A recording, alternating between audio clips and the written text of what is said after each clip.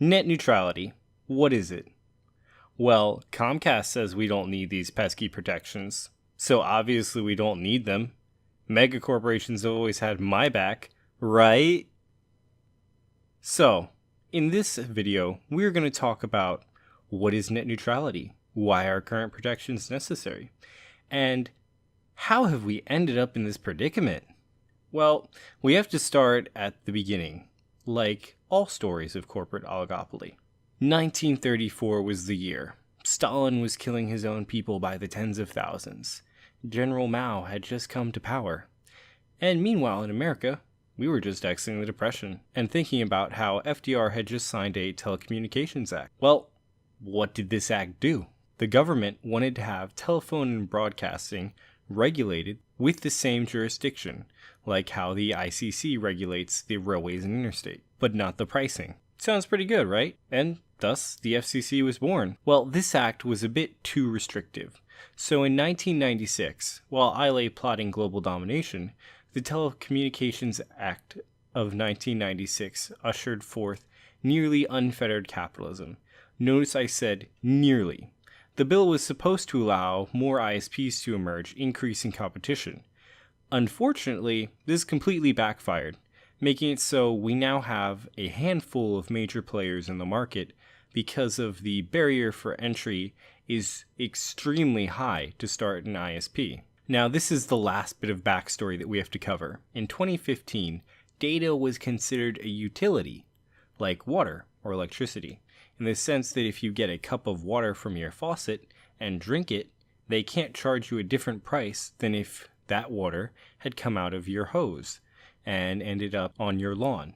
This is and was a giant step that helps maintain free and open internet. This means my video and PewDiePie's video have the same data speed. Drama Alert and CNN are the same in the eyes of ISPs. This means that creativity and innovation spawned throughout, allowing a meritocracy to flourish, creating things like Amazon, Steam, Hulu, Netflix, Google, and many others. But, as with all great things, there are those who seek to destroy them for their own gain or simple cruelty. We have a lighthouse of Alexandria, and we must protect it.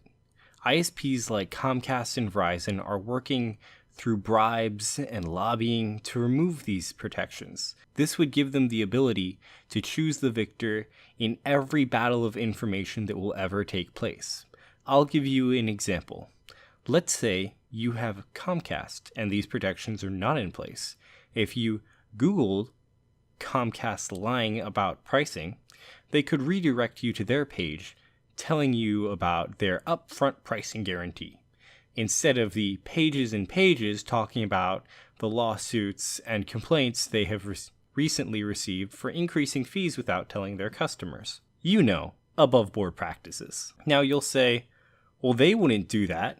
And I'd respond, but they already have. A small ISP named Windstream would redirect search results to their own proprietary search engine so they could get the ad revenue from them. So the next logical step is to create streaming services and such, then throttle anything that isn't theirs. No YouTube, Netflix, or Amazon. How about we now use Comcast Buy, Streamcast, anything you like as long as it's Comcast. If you try anything else, well, it will be as slow as ISPs can possibly make it. If you want to use Gmail, good luck sending more than one email per hour. But with Comcast.net, you can send as many emails as you need. Want to use Gmail? You can, but it'll cost you $10 extra per month to get the premium Google plan. Then you can send all the emails you want. Want to watch YouTube videos instead of Comcast Upload? Well, that will be an extra $20 for Google Extreme. This won't happen immediately. It will be a few months, maybe years after the FCC chairman Ajit Pai, an ex-Verizon lawyer, removes these protections. Not like there can be any conflict of interest there. So now, this is your time to fight. We don't have billions of dollars, But what we do have is millions of voices. It's time to use them. Look up your representation and message them.